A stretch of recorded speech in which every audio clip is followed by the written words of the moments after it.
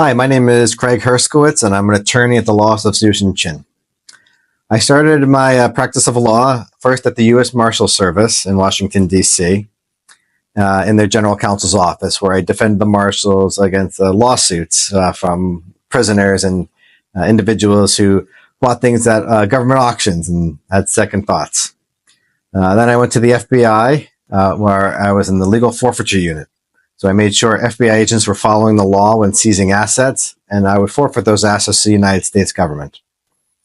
Then I got recruited by the Department of Justice Criminal Division at the Narcotic and Dangerous Drugs Section, where I led a financial investigation into a terrorist organization and helped recover millions of dollars that was used to compensate the victims of their atrocities. Then I moved over to the Asset Forfeiture Money Laundering Section at the Department of Justice, where I was the lead attorney in the Bernie Madoff victim remission case, which recovered $4.4 billion to help compensate the victims. And then after 8 years in the government in Washington, D.C., I moved to New York, and I was assistant counsel to the governor of New York, and I oversaw the Department of Financial Services, Department of Tax and Finance, and the New York State Insurance Fund. And during COVID-19, I implemented telehealth and waived copays for the vaccine. And I was the chief legal advisor for financial matters in the state of New York. After the governor's office, I became a criminal defense attorney, and I represented individuals accused anything from domestic violence and DWIs to homicides. And I did a homicide trial. And, I represented actual innocent people who were falsely accused by the government and were found not guilty. And it's more common than you think that actual innocent people are being charged with crimes. And it's really important that those individuals who got represented by a competent attorney who made sure that their rights were protected and they did not go to jail for a crime they did not commit. And then I became the Democratic nominee for state senate in New York. And after that election, which I did not win, I became an immigration attorney because you saw the attacks on immigrants in our country.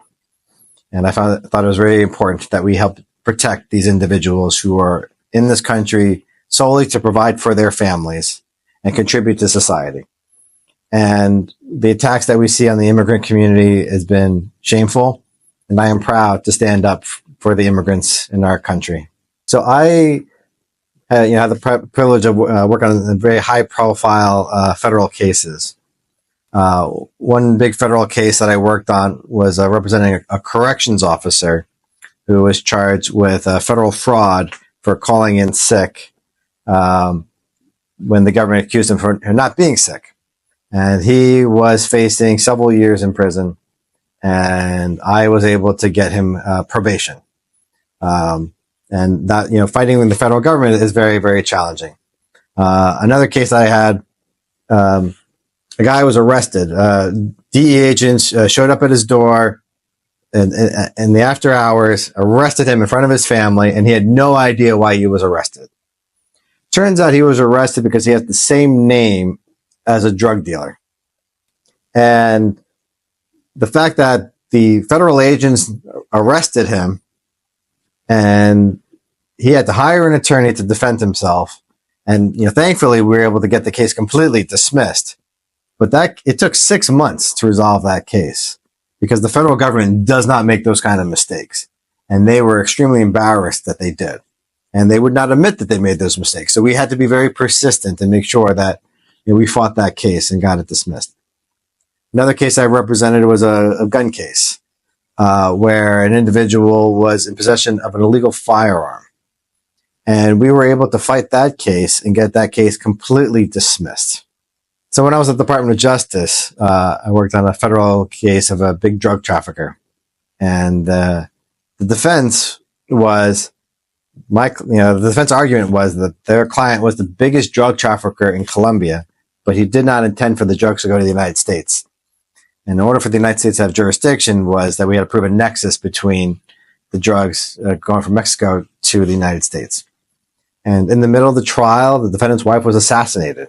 A gunman walked into a beauty salon, shot her, and walked right out.